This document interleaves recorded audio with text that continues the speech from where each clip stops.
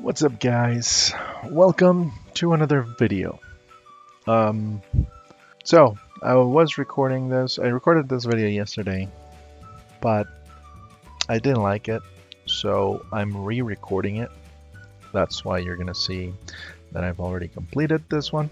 This is the next episode. If you haven't seen the previous one, click on one of the links above to make sure you do, because all these three boxes work together in a way. Whatever you find in the previous box is going to be applied in the next box. I believe this is the last box that we're going to be dealing with MegaCorp. So, without further ado, let's get hacking.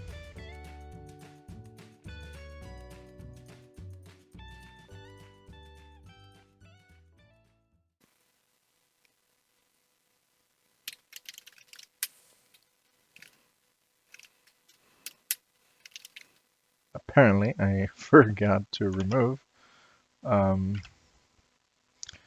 vaccine from here, so let's just remove that. No. Okay. So let's make a directory, and we're going to call that vaccine.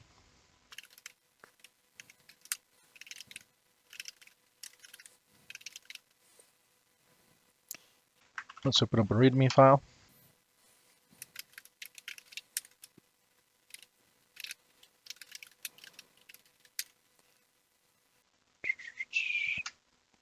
We're going to have our Nmap scans.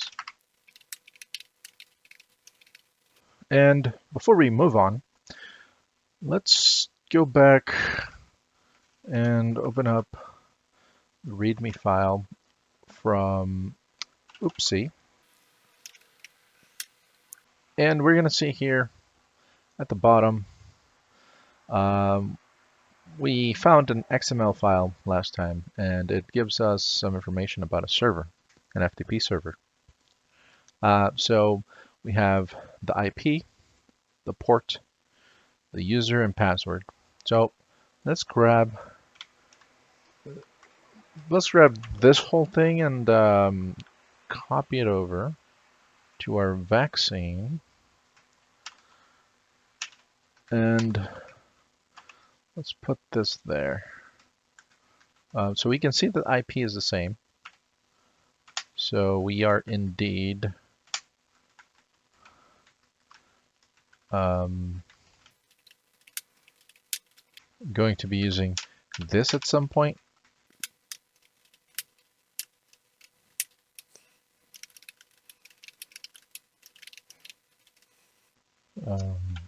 Port, user,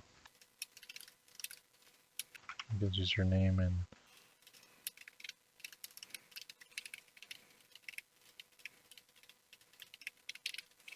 before we actually go ahead and try to get into that FTP server, though, let's go ahead and run our Nmap scan.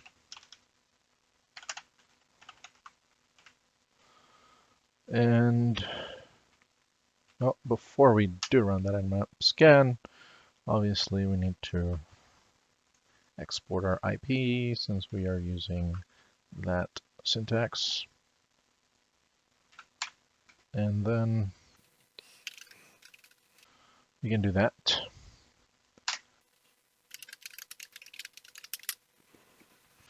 While that's going, let's also do a nicto. So we got our scan back, and we can see that we actually have the FTP port on port 21 for this one, and it's at VSFTPD 303. Okay, so we can take a look at that first, copy that, and actually,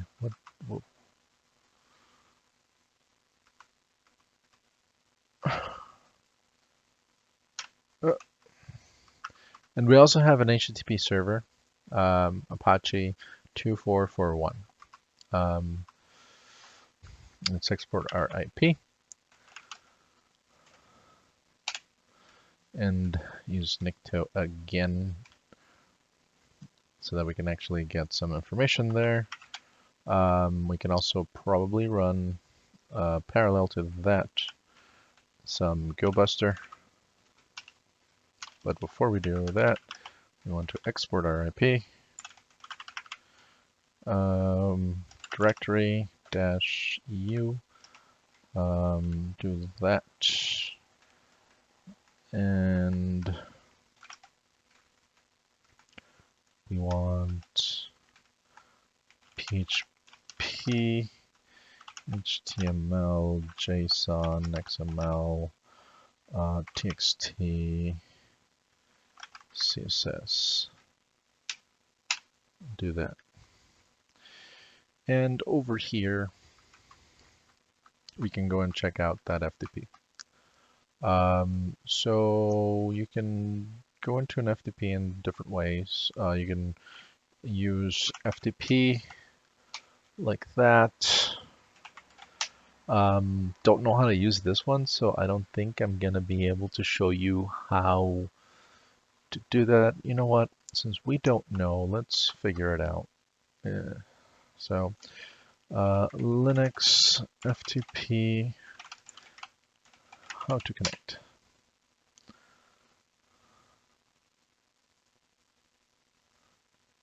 FTP domain, user at ftpdomain.com. Okay, let's try the first one. So let's exit out of there and make sure we have our IP. We're going to do FTP and then just our IP. Okay, so they want a name. The name is going to be FTP user. So paste that. And we need the password, which is MegaCorp at FileZilla.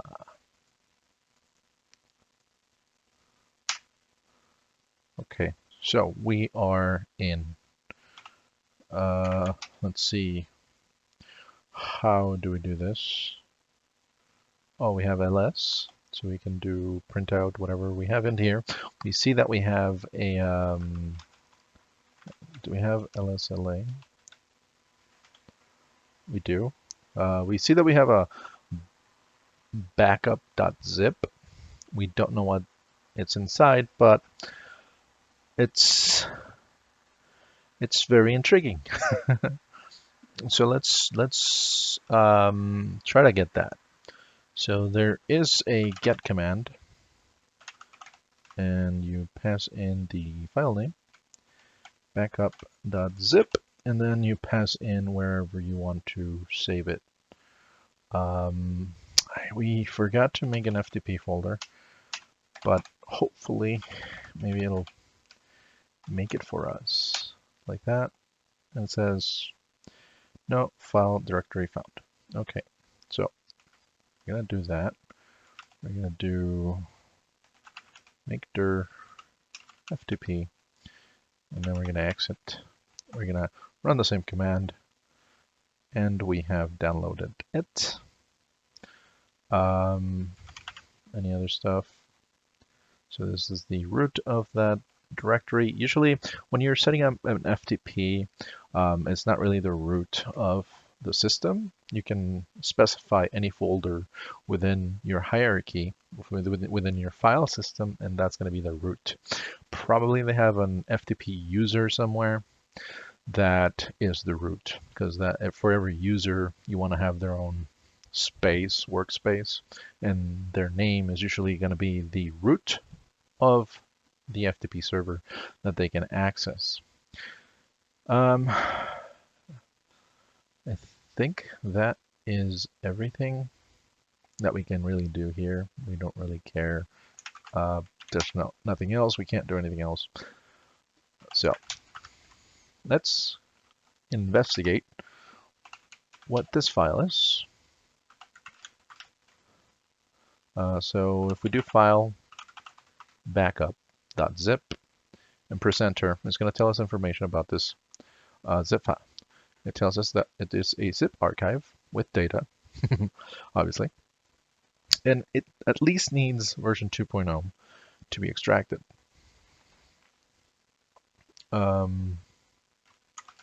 We have zip, and we see that we have 3.0, so we're good. Or actually, unzip is probably part of zip, maybe, I'm not sure. But I don't know, I guess it's different. This one says 6.0, so it's double it. Anyway, so let's try to unzip it. And it's asking for a password. We could try to use this password again. And you can see it didn't work. We can try to do password, didn't work. We can try to do 0000, doesn't work. And yeah, so I'm not going to try anymore. We don't know the password, so we need to pretty much crack this password. So what we're going to be using is zip to John, and you're going to be doing this right here. So we're going to be passing in the zip file that we want to crack, and we're going to make that into a file. We're going to output whatever's going to output, and it's going to put it into the zip.hash. Let's do zip.hash or something like that. So let's run that. Okay, so cool, it worked. So if you don't know what it did, we can see that we now have this file called zip.hash. Let's cat that out so we can take a look at what it did. And it's just a hash. And it's got the file, the zip file here. And then it's also got the files that it had inside, which is index.php and style.css. And it tells us what, I guess, format it is in, and it's a pkzip2. So now that we have that, we can actually use John and pass in the zip hash, and that's it. Press enter, and there you go. It just cracked it. So it loaded one password. I believe it cracked it. Let's go show, and there we go. Yeah, it cracked. So we're going to copy this whole thing. We're going to copy that, and let's go back to Sublime, and we're going to say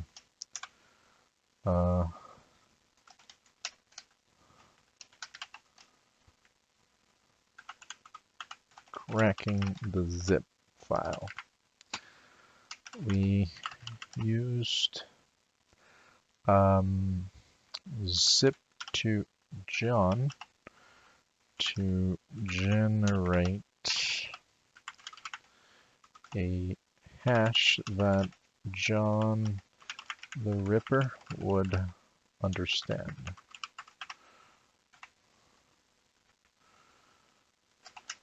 Then, once the hash file was produced, we used John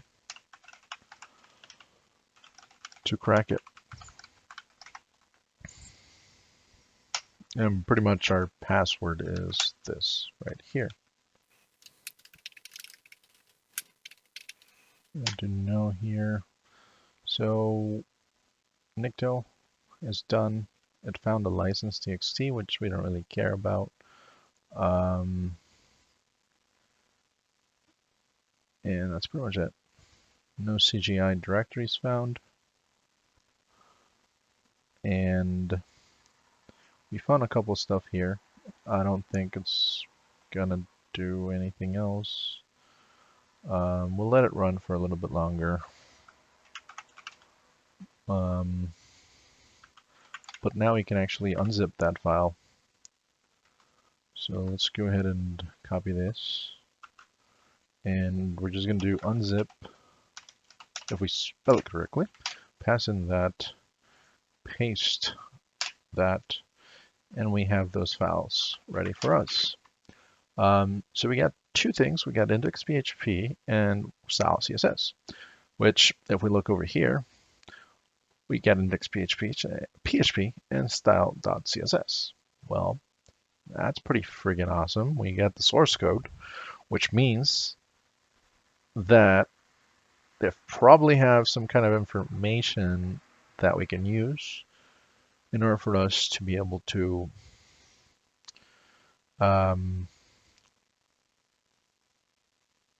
go and log in somewhere, I guess. Since we haven't seen that website, so let's go ahead and actually go to that website and see what we're dealing with. There we go. So, and it's a login page. Okay, cool. So we got a login page, and we didn't get any admin stuff last time. We got Robert. We could try to log in with Robert. Probably not gonna work. There it is. Let's see. Nope. Admin. Nope. Admin. Password. Nope. We can even try the first admin password we got, which it was in, not vaccine, we're in vaccine right now. Archetype. Come on. Oh, duh. It's 2. Archetype. Readme. We could try this password that we got here. This,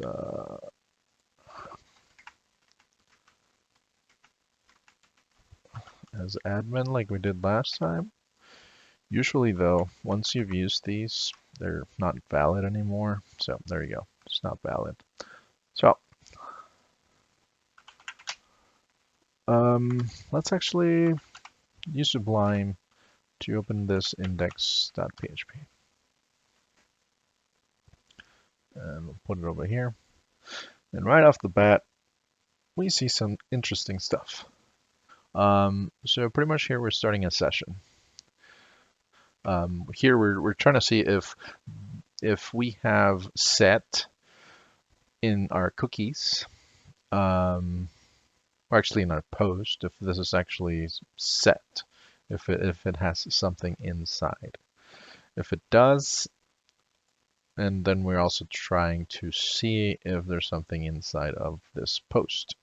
So after that, we are going to see if the username and the password that we posted when we hit that, when we go over here, when we click sign in, it uses a form obviously, and if we look into that form, can we not look at it? Oh wait, not that. Where is? We can't. Let's go here. Go here. Can we see this? We can. Cool. All right. So we see that we have a form here, and the method, whenever you click that sign in button, is going to be post. That means it's going to be sending a request or information to the server. And it's going to grab pretty much the IDs. No, the name. It's going to grab the name of these fields, like username and password. And if we go back over here, we can see that they match to what is there. So it uses these as the post request, and we can actually probably see it here when we do request. We can see our post request. We get username and password, and we have our whatever data is inside of that. And here's the raw view, I guess. So it sends this payload, and to catch it using PHP, we use this post command. If it was a get, then it would be get. But since we are trying to read information from whatever they submitted through that post method, we are using that. So if the username is admin, so we got that right, it was admin. And the password is equal to, I don't remember exactly what equals is. I know there's like this one and then there's like this one. We can take a look at that in a bit. But if it's this, then we can go ahead and say that we have logged in, and we're going to be redirected to this website here, this page called dashboard PHP. Okay, so that's what's going to happen. Now,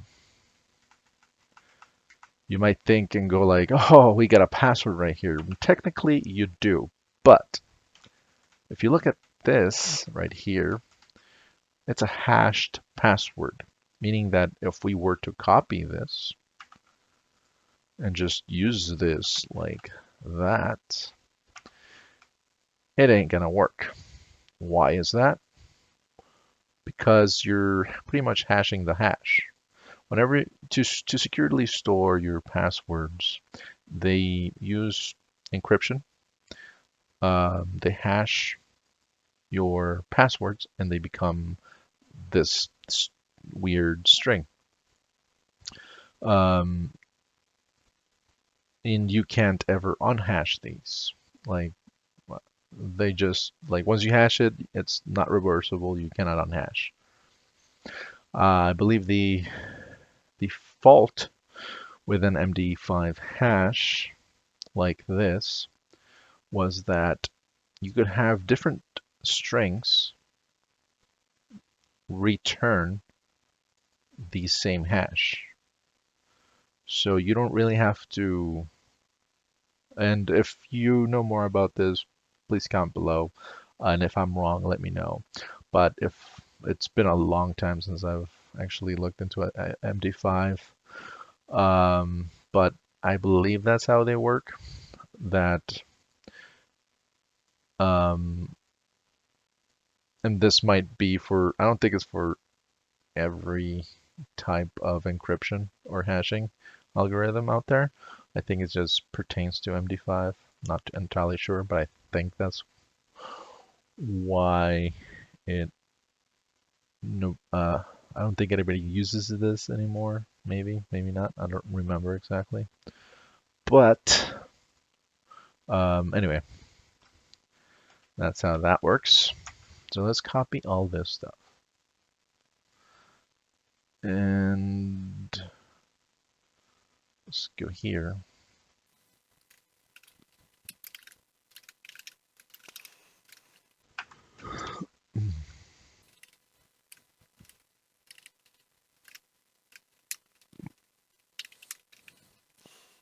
So we found this, and now we have to unhash. Well, not really unhash because you can't, but you have to find that non-hashed version equivalent. There's a few things we could use. I usually just do MD5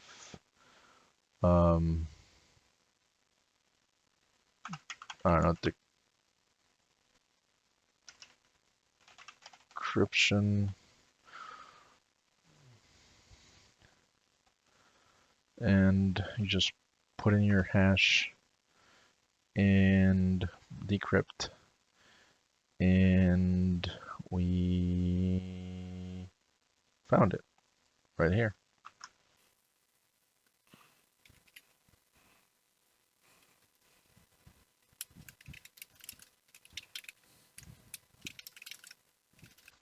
So now we can actually log in to the website using admin, and we don't need that anymore. So you see that we have a MegaCorp car catalog. We can't really do anything with these. It's just fetching data and just posting it. It's like nothing else except for the search bar. So let's try to search for A, and we see this. So, and we also see this up here, right? So we can potentially do some damage if when they allow us to put in anything here, if they don't sanitize the input, we can potentially inject code. So, and there's several ways of checking that. So let's try to do hello world. And if we are able to actually have this bold hello world here, then we know that we can exploit that. And it didn't work. Sometimes maybe it's doing something like that. No. Maybe instead of double quotes, it's single quotes. There we go. And you can see that we actually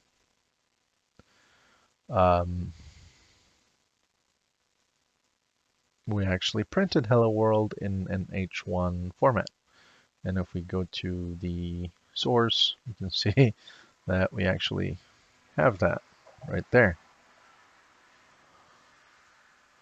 Cool, that's pretty cool. So what else can we do? We could also do something like running script, JavaScript to be exact. We could say, usually we do like alert, and it opens up a little alert box with a 1 in it, or you could change that message to like, and there we go. So now what we want to do is we know that it's running some sort of SQL in the background, or at least I know that because of how this works.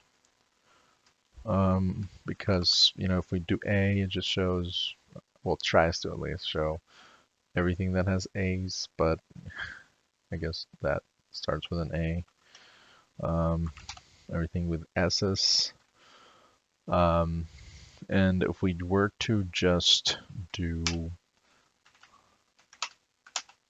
that,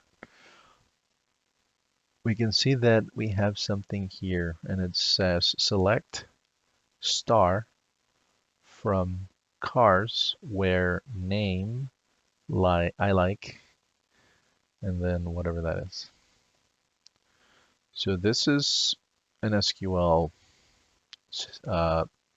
query. What we can do with that is try to exploit that. Sometimes you can dump the whole database with that. So a tool that we want to use is, it's called SQL map. And we are going to be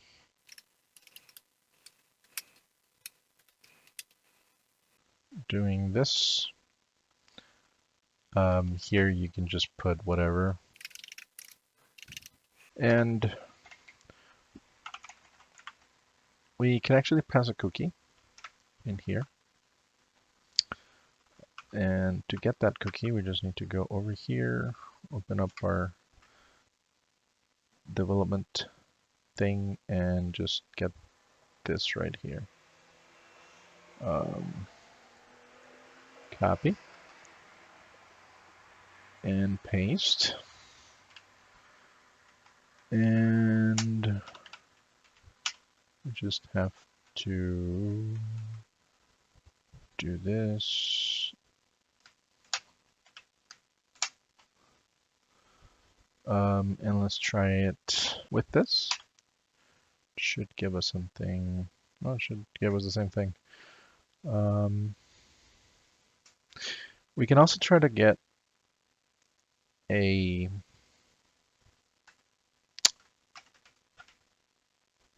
reverse shell from this. So let's try that. Usually this one is pretty slow, but I can see that we got it.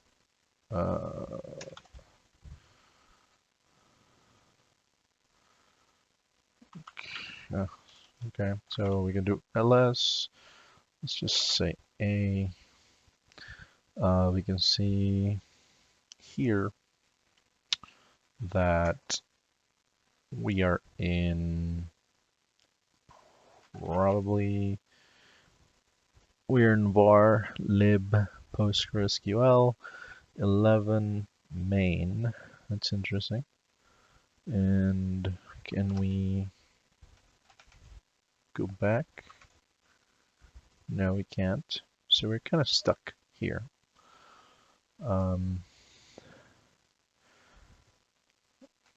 Let's go over here to this guy and finish that, because we're going to need this thing. Now that we have access into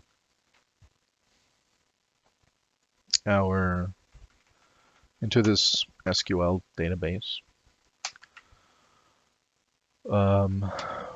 we can try to gain a better shell. Actually, not as clear. So what we're going to be doing is just listening on this port 9001, and we are going to be using bash to connect to ourselves, essentially. For that, we're gonna need our IP,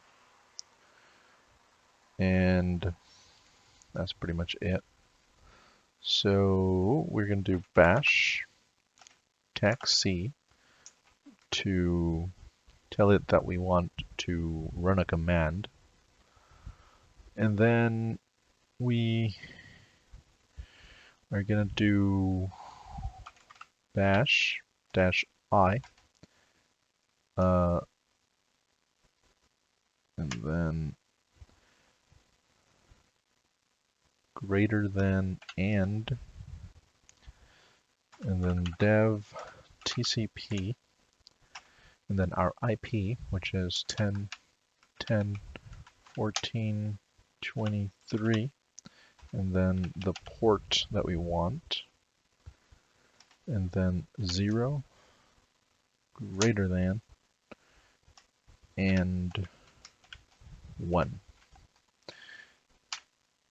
And we can see that we have another shell over here. We can go ahead and exit that, and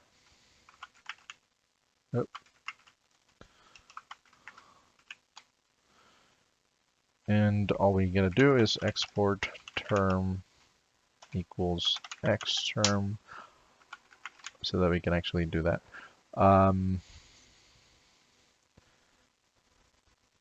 I'm not going to try to stabilize this shell because it doesn't work on this machine apparently. So we can actually stop this guy, And we are here as it told us before. We can see what's in here. There's a test.sh, which is interesting. And there's nothing in that. We also have similar stuff here, but I don't think any of this matters. Let's see if we can actually. Oh no! Something just terminated our shell. So I guess we gotta be fast, right? Maybe someone's looking for interesting connections and they found our process ID and just killed us. So we have to run our SQL stuff again, unfortunately. So let's do, actually not that, let's do that. And we're gonna have our listener there. And we're gonna redo this guy. Do you want to, what does this say? 302 redirect. Yes. We got a shell, do we? So I think once we have a shell, we should go back to the website where all that stuff is. Oh, what is this? 32. Well, 64-bit, maybe? I'm guessing. I don't know. I'm just guessing there.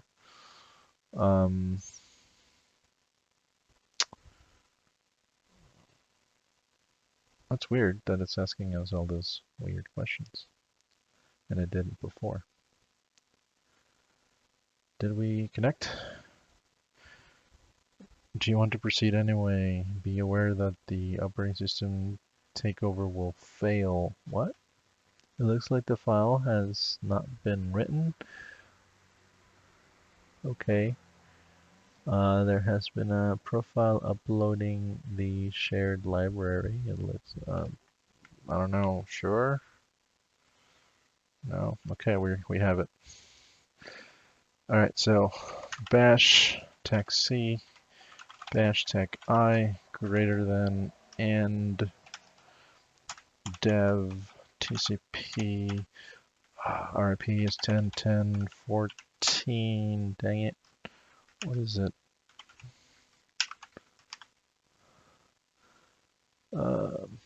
23. 9001.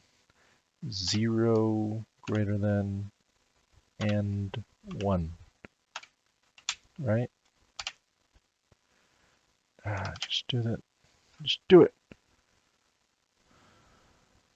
Did I type it wrong? I probably typed it wrong. What did I do wrong there? Looks good to me. Do it again. Great. You know, if it worked last time and it's not working now, it's probably because our connection just failed, meaning our VPN, because we're not connecting to ourselves.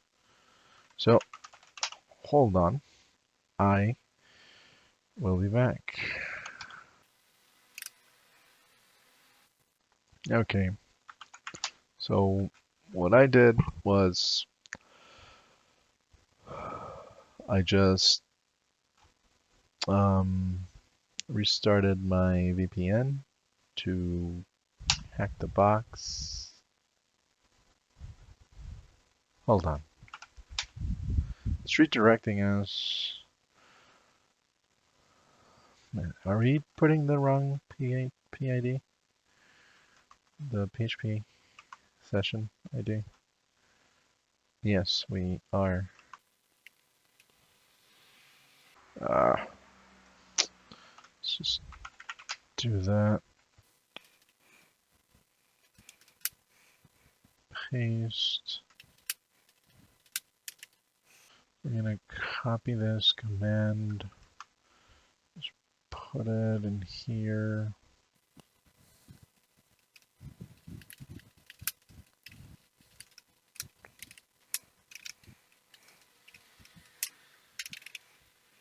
And we can do something like our other thing too. The bash tech C, bash tech I, greater than 0, no, and greater than ampersand, dev TCP 10, 10, 14, 23, 9001, 0, and 1. Connecting a shell to us. Pretty much a reverse shell.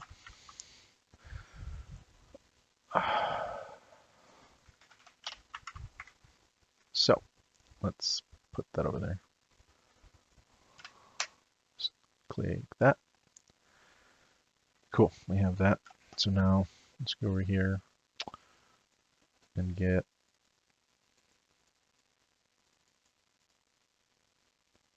that, copy, not cut, paste, and do that. We got it. Okay, so let's go to var www.html and let's see what there is there. Let's exit that now, and we can exit that. So we have, let's look at our PHP file, cat dash, damn it, dashboard PHP. And we are connecting to a database here, and we also got another username and password. Cool, so let's copy that. And we're going to say found credentials for Postgre SQL,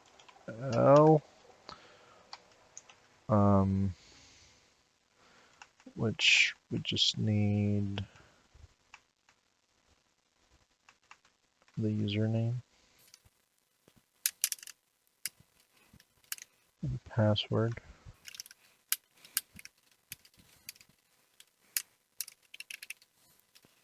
In, we're going to say var www html and then dashboard php.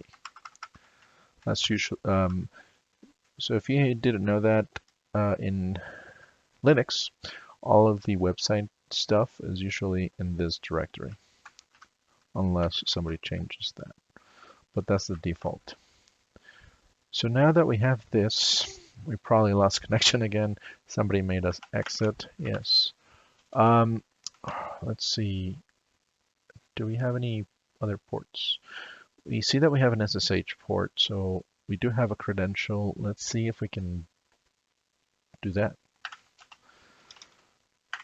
SSH, Postgre, that, and obviously we need to do that, and then that. And then we paste the password, press enter, and now we have a better shell. And we can probably, sorry, go back to here Let's see if we can find anything else. We have actually probably nothing else. Anything there? No. CSS, probably nothing. We never really find anything in these things. We found some images, and that's pretty much it. Uh, uh, and some fonts. That's it. Nothing there. And there's nothing there. There's nothing else there. We could probably look at if you're wondering what's in that license. Text, I mean, you need to exhaust all possibilities, but license text is just going to give us the name of, what software they're using, which is not a bad thing. If you can find a way to exploit that, which I guess we should always look at these text files, but to gain more, I guess, knowledge about the system and tools being run. But now,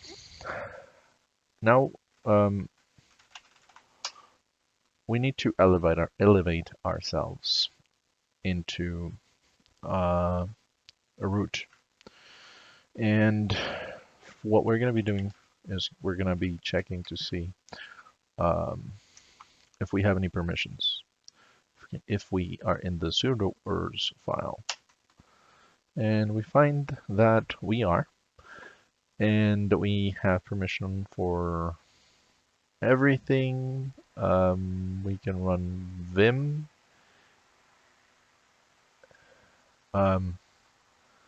So I guess vim or vi has the permissions for everything. Is that how you read that?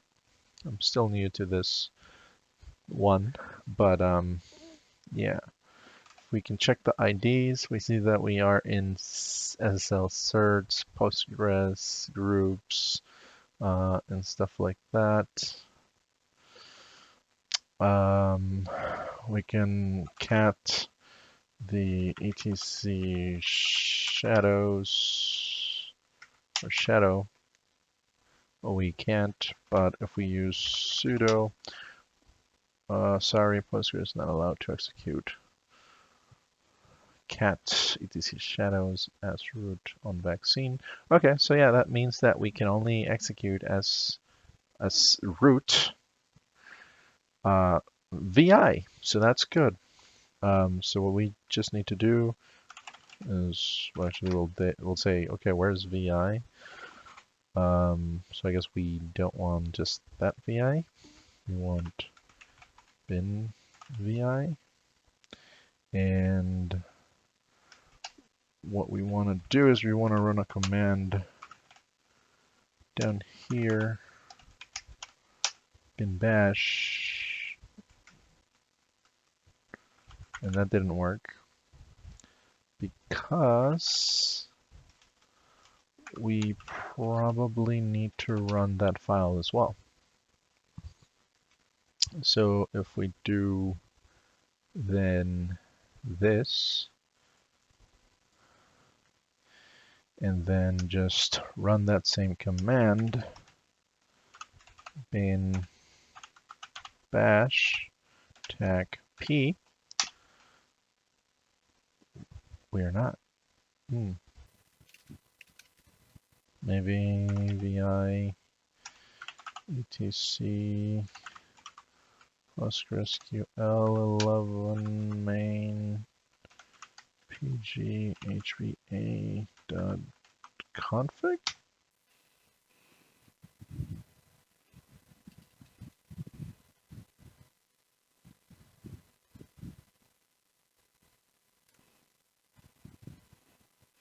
Let's try to do that thing again.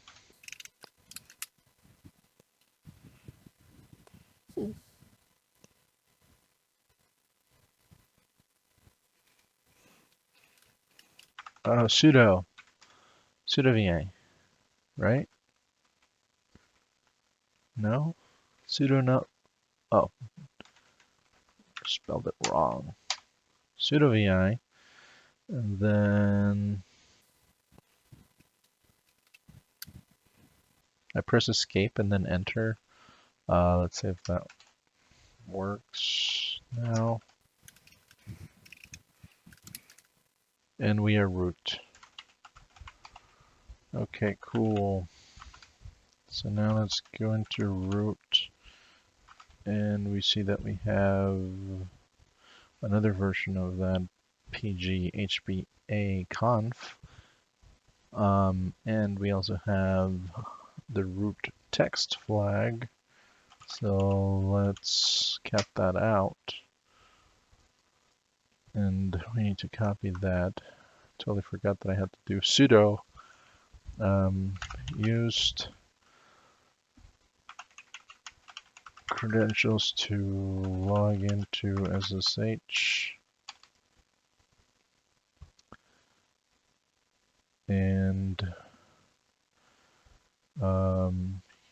using sudo tackl, we found that we could execute vim as root. So we needed to run vi sudo vi, and I guess I'll include that file.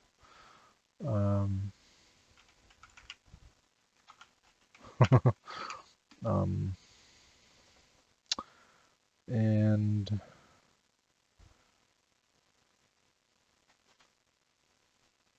then entered password, not password, command colon bin bash tacp. So in order, if you don't know, in order for you to start typing in commands into VI, because you can type in commands so that you can use W to like save to the file, and Q to exit. So WQ would save and exit the file, Q would just exit, and W would just save. We can actually run a command and run bash to be elevated. This gave us root.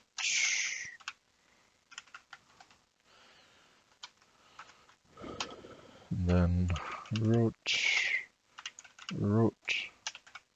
text. Okay, so we get that. I don't think we can do anything else. Oh, let's do this. Let's do cat etc shadow. Actually, oh look, there's it has a password here for root. It's got a password for Simon, Postgres or whatever, and FTP user. Simon. Wasn't Simon in the previous one? Why is he here again? Oh, Simon. I guess if we would have cracked this password, we would have been able to just come in as him if we had his password in the previous one, but we didn't. But yeah, that's cool.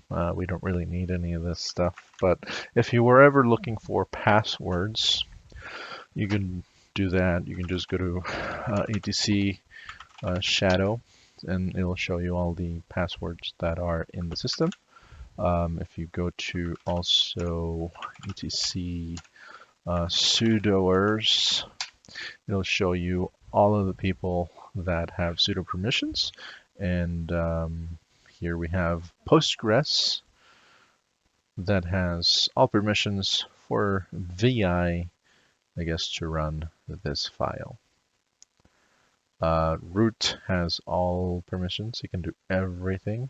We also have admin and sudo. Sudo has permissions for everything, and admin has for everything as well. Defaults environment, and then mail bad paths. I'm not sure what that is. And then the local path, the path, environment path for, I guess, commands and stuff like that, I guess. Oop. Clear. That's it. So let's exit out of root, and we're still here. Oh, no.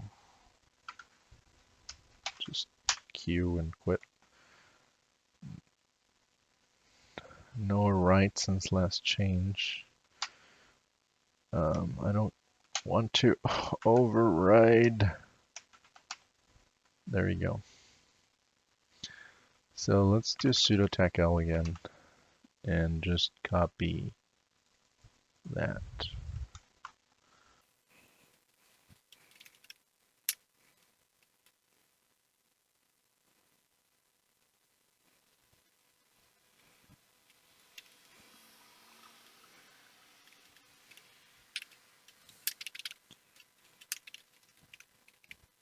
And we can just exit out of there.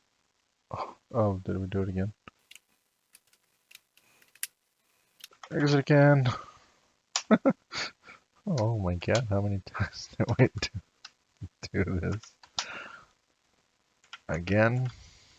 Yep, again. Colon, Q, and